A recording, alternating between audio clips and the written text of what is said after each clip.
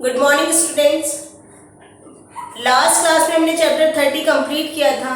जब मैंने आपको कहा था इस चैप्टर में हम लोग पढ़ रहे थे सेविंग और इन्वेस्टमेंट के बारे में, उसका वो फर्स्ट पार्ट था।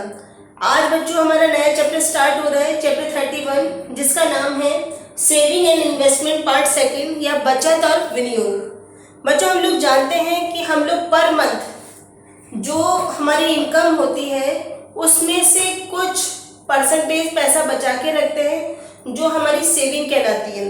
सेविंग हमारे फ्यूचर में बहुत ज़्यादा काम आती है, ये हम लोग लास्ट क्लास में पढ़ चुके हैं। बच्चों आज हम लोग जो पढ़ेंगे वो ये पढ़ेंगे कि हम जो हमारी सेविंग है उसको कहाँ पर इन्वेस्ट करें और कैसे इन्वेस्ट करें जिससे कि हमारा जो पैसा है वो हमारे को लाभ या ब्याज दे सके। प्रत्येक परिवार जो होता है वो अपनी बचत राशि को मतलब अपनी सेविंग को ऐसी जगह इन्वेस्ट करना चाहता है जहां पर उसको अच्छा लाभ मिले या ज़्यादा लाभ मिले।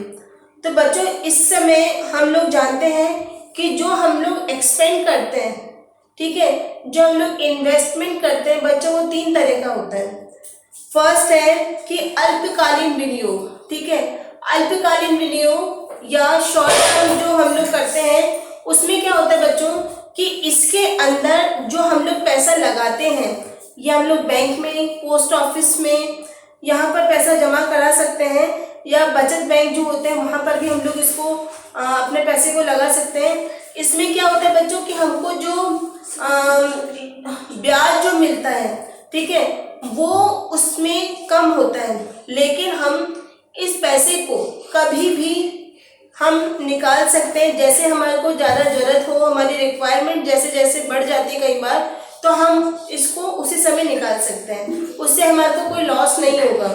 सेकंड पॉइंट है बच्चों इसका दीर्घकालीन मतलब लॉन्ग टर्म पीरियड। इसमें क्या होता है बच्चों दीर्घकालीन में कि इसको हम लंबे समय के लिए इन्वेस्ट करते हैं हमारे पैसे को, जैसे कि और इसमें जो ब्याज दर है, ब्याज दर जो है बच्चों जो इंटरेस्ट है हमारे को वो बहुत ज़्यादा मिलता है। और इसमें बच्चों जो पैसा है वो अगर हम बीच में निकालते हैं तो हमारा सारा इंटरेस्ट खत्म हो जाता है।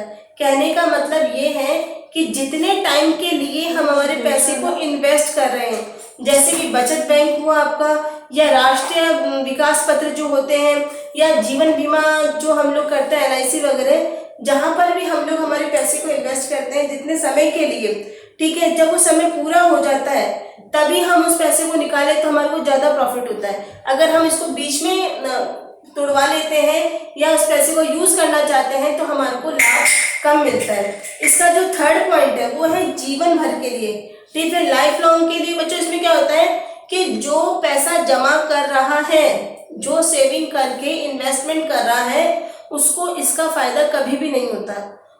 उसकी डेथ होने के बाद उसके फैमिली को कवरेज मिल जाता है, उसको इस पैसे का फायदा होता है। तो ये जो होता है ये जीवन भर के लिए होता है। इसमें जो परिवार को इस समय में किसी की डेथ होने पर जो परिवार को सहायता इससे काफ़ी मिल जाती है। ये जो बीमा होते हैं बच्चों जैसे कि जीवन बीमा जिसे हम लोग LIC भी बोलते हैं, ये इसमें किया जाता है। बच्चों इस चैप्टर में हम लोग ये पढ़ेंगे कि हम हमारा पैसा कहाँ कहाँ इन्वेस्ट कर सकते हैं, जैसे कि बच्चों बैंक, पोस्ट ऑफिस, जीवन बीमा या फिर कई ऐसी संस्था है जहाँ पर हमारे पैसे बढ़ जाते हैं। इन सब का जो विवरण है या इनके बारे में हम लोग कल की क्लास में पढ़ेंगे बच्चों। आज के लिए इतना ही है। Thank you.